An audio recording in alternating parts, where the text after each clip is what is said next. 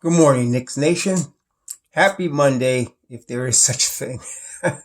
Good morning to you all. Today, we're going to be highlighting a player named Isaiah Joe. Now, I'm just doing this because I've had so many requests to highlight this player. I don't think the Knicks will draft this young man.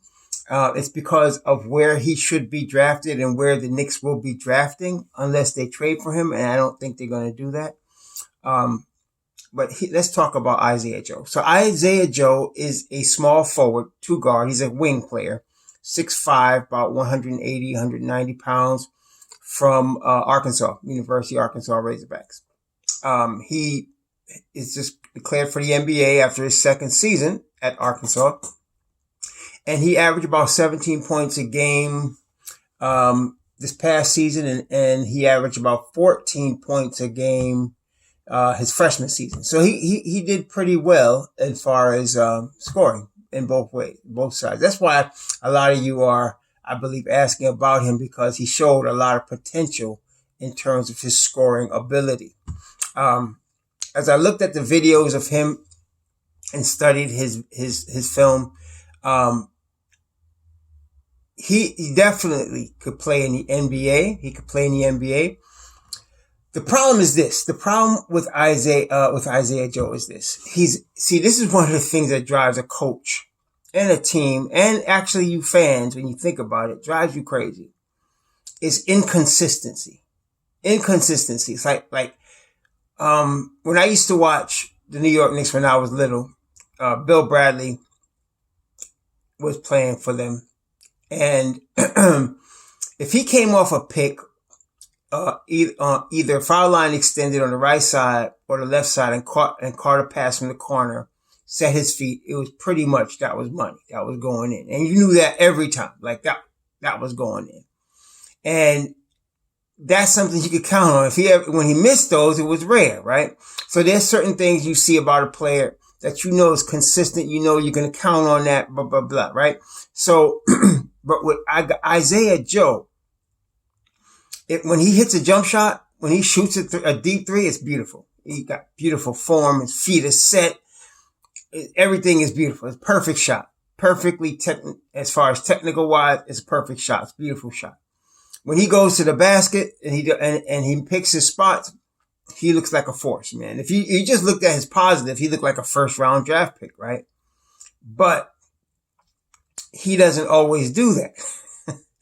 There's times when he doesn't set his feet. There's times when he shoots a long 2-pointer off 1 foot. There's times when his hands aren't in the right place. It's maddeningly inconsistent. Okay. And so, he's going to need work. Now, the thing is about all the players in any draft, pretty much. I mean, all the players in any draft, there's no perfect basketball player except LeBron James right now, or maybe Kawhi Leonard, but every player in the draft has flaws, right? That needs to be worked on. Some more than others. And depending on the amount of flaws they have that need to be worked on and how much work needs to be done decides where you draft them. Like you're not going to draft Isaiah Joe in the first round because he needs a lot of work on just being consistent, right? When he's locked in on defense, he's a really good defender. Really good defender. He has a long wingspan. I think his wingspan is like 6'10" or something like that. He has a long wingspan. He's a really good defender. Very good. But he doesn't always lock in. He's not consistent with that. Okay? He's inconsistent. And so, like for example, Terrell Terry. All the video I saw, even when he's looking bad, his shot looks the same, right? His feet are set. He's not throwing something up. His hands are in the right spot. He's going to shoot the ball like that every time, right? Some of you were bugging out about Devin Vassell because you saw this 10-second video and it appeared that he changed the shot. He didn't change the shot. His shot is always the same. Okay. Always the same. And so when he shoots a long three, that's what it looks like. When he shoots a long three. And not only that, in that particular video, he was shooting a long three off a step back. So that's how he shoots that. Okay. And that's consistent. And you can see it in his stats. He's consistent that way.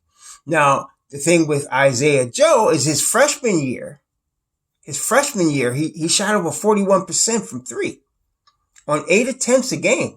That's really good.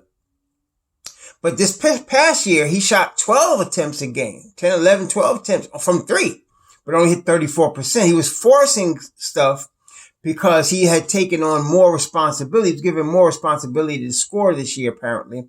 And he just was not consistent with his shot. So I see him as a second rounder, which is good because if the Knicks were to get him in the second round, then he wouldn't cost anywhere, near what a first rounder is going to cost. And so you're going to get him in the second round. You could either put him in the G League or you can train him, with the rest of the regular team without putting him in the G League. He doesn't necessarily need the G League, but he does need a lot of work on being consistent. He definitely does.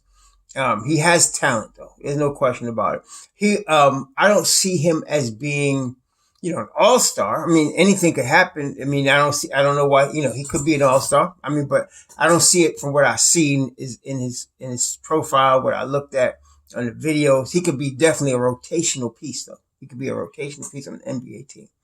And, like I said, you never know where your next superstar is coming from. So I don't want to say what he'll never be. I shouldn't say that, but I don't see him at this point being an all-star type player, but he definitely can be a rotational piece.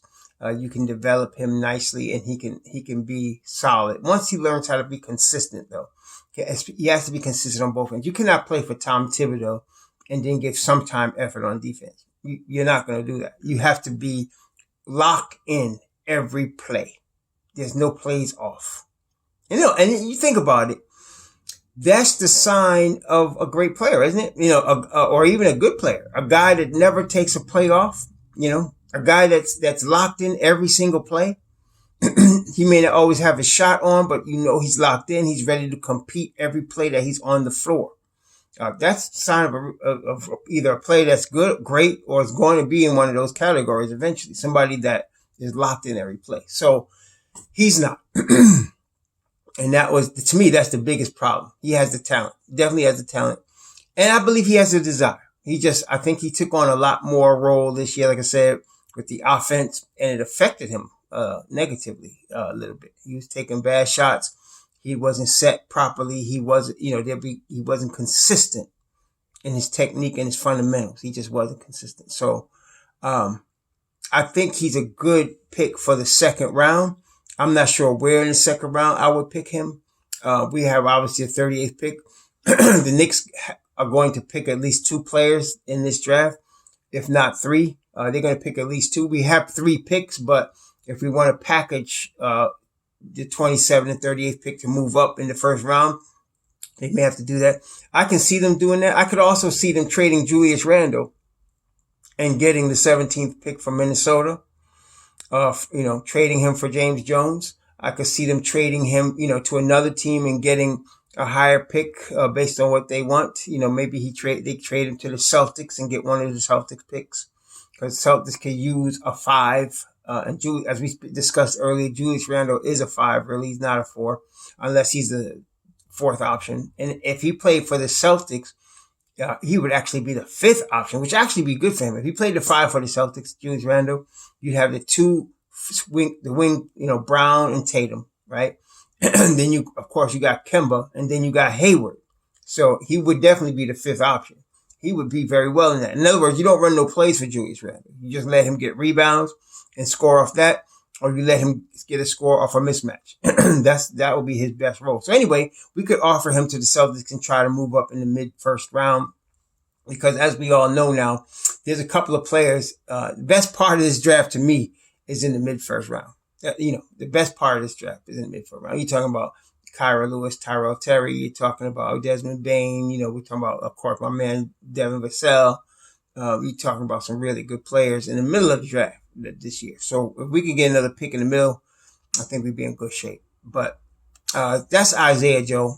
Like I said, good shooter, good defender, good all-around player. He could be a good all-around player. He just needs to be really more consistent all around, more consistent on how he shoots the ball, more consistent in his passing, more consistent, and also IQ. He can be a high IQ player, but again, he's inconsistent, man. Sometimes he does some bonehead stuff out there. But and he's 21. That's another thing that works against him. See, if he was 19 years old and play like this, he'd probably be a late first rounder. He probably would be, but he's 21 and he played 2 years, right, in college, and he's still inconsistent. That's what brings down his value. See, so that's what I think about Isaiah Joe. I think the next player I want to look at is Tyrese Halliburton, who many of you know he's on a lot of draft boards being taken by the Knicks, and so I want to take a real close look at him in the next video. Let me know what you guys think. Shalom.